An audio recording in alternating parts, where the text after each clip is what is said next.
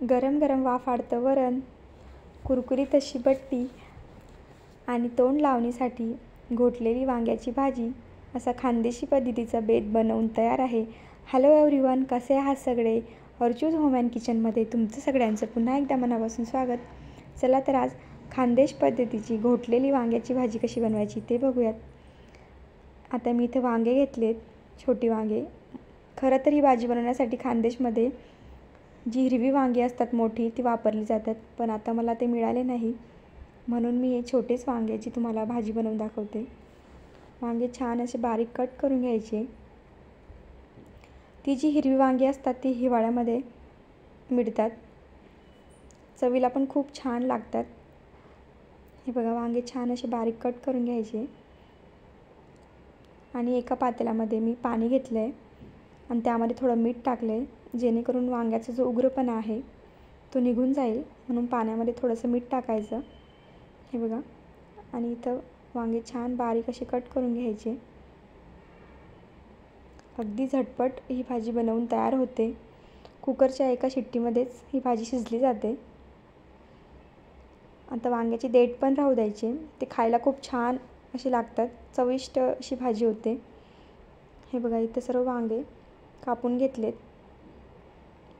आता इथं फोडणीसाठी कुकरमध्ये 2 पळ्या तेल घालते आहे. तुम्ही ही भाजी कढईसुद्धा बनवू शकतात, पण कुकरमध्ये अगदी झटपट एका शिट्टीमध्येच ही भाजी 5 मिनटात शिजली जाते आणि छान पातळ अशी भाजी तयार होते. हे बघा, आता तेल तापलं की त्यामध्ये थोडीशी मोहरी घालायची, अर्धा चमचा.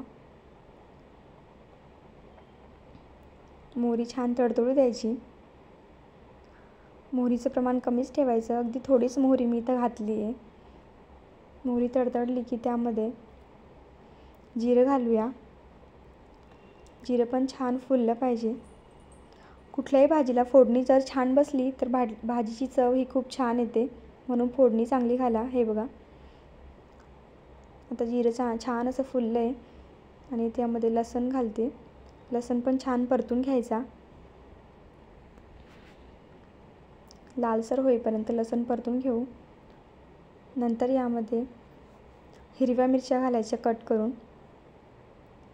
हिरव्या मिरच्या अशा मधून कट करायच्या, म्हणजे जो तिखटपणा आहे मिरचीचा तो त्या भाजीमध्ये उतरतो. हे बघा, मिरची पण परतून घ्यायची. बघू शकता तुम्ही लसणाचा कलर किती चेंज झाला आहे. आणि आता यामध्ये मिरची परतली गेली की त्यामध्ये थोडीशी 1 चमचा हळद, तेलामध्येच हळद घालते, म्हणजे भाजीला छान कलर येतो आणि चव पण खूप छान लागते भाजीची.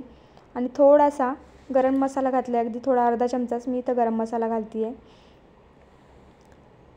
आणि आता यामध्ये मी वांगे 2 पाण्याने छान स्वच्छ धुवून घेतलेत 2 वेळेस.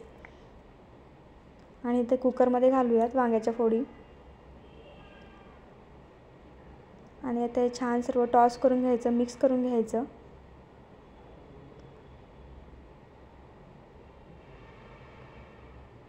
जी हळद आहे ती पूर्ण भाजीला लागली पाहिजे, पूर्ण वांग्याला. हे बघा, छान टॉस करून घ्यायचं. आणि आता यामध्ये थोडंसं चवीनुसार मीठ घालणार आहे. छान परतून घ्यायची तेलातच. असेच नवीन नवीन खानदेशी व्हिडिओ बघायचे असतील तर अर्चूज होम किचनला सबस्क्राईब करायला विसरू नका. आता यामध्ये थोडं चवीनुसार मीठ घातलं आहे. मीठ घातल्यानंतर एकदा छान मिक्स करून घेऊयात. आणि थोडासा कोथिंबीर घालून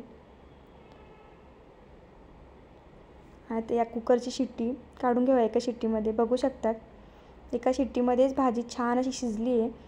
आता याला थोडंसं रवीने मिक्स करून घेते, मॅश करून घ्यायचं. बघा, फोडी पण किती छान झाल्या आहेत, किती छान शिजल्या आहेत.